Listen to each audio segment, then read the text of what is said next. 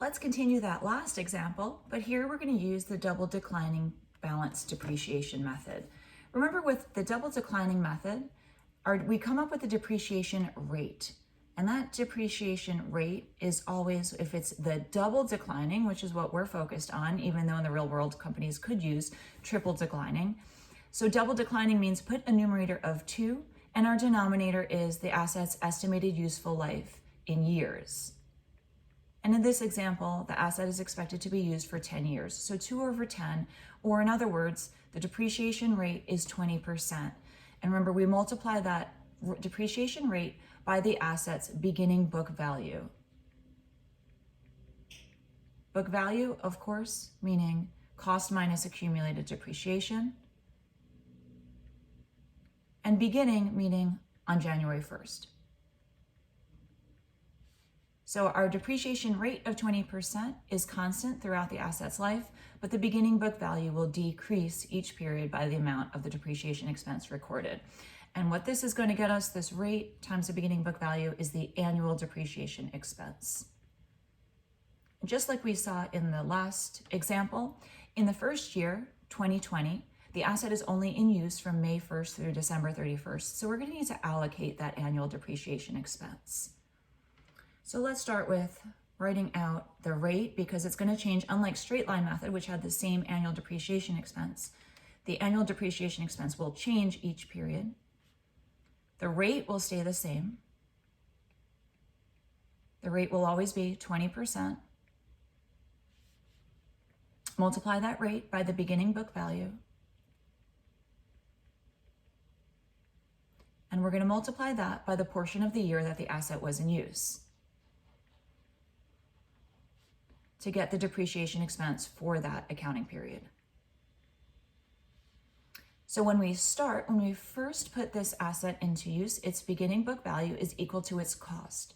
Now remember, always, really important point, when we're using the double declining balance method, never subtract out the salvage value. This is the only method where we ignore salvage value until we're depreciating the asset in the last year of its life. Never subtract out the salvage or residual value.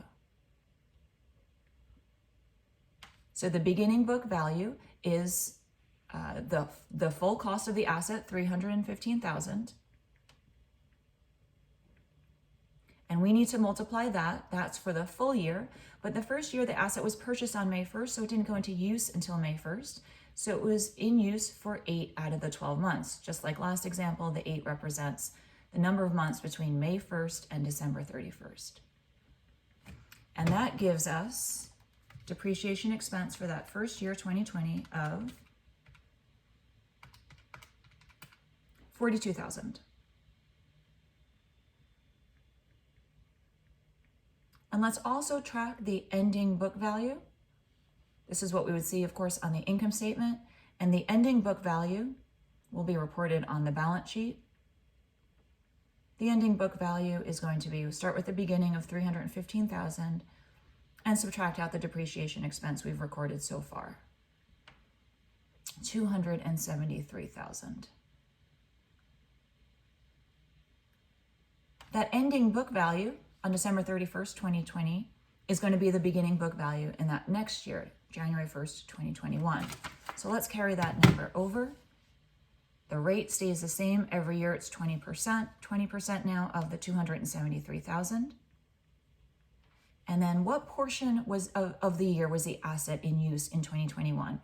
Well, all 12 months, the full year. So we can multiply this by 12 out of 12, multiply it by 1, or we can simply skip an allocation for the portion of the year. And so depreciation expense in 2021 is 20% of $273,000. We get depreciation expense of $54,600.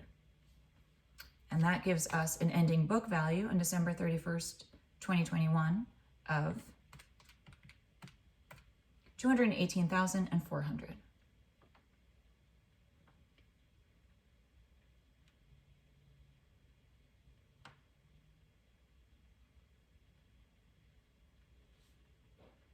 Let's continue this on one more time to finish the answer to this question. Depreciation expense we want in each year. So in 2022, same rate, 20%.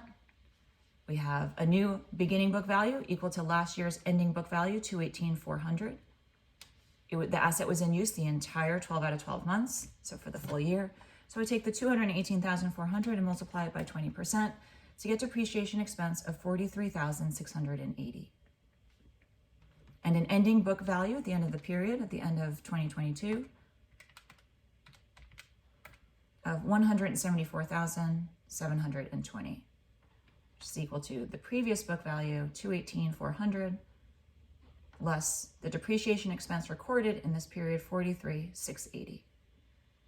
The next video, we're going to continue this example and complete this example by looking at depreciation expense and ending book value using the sum of the year's digits method.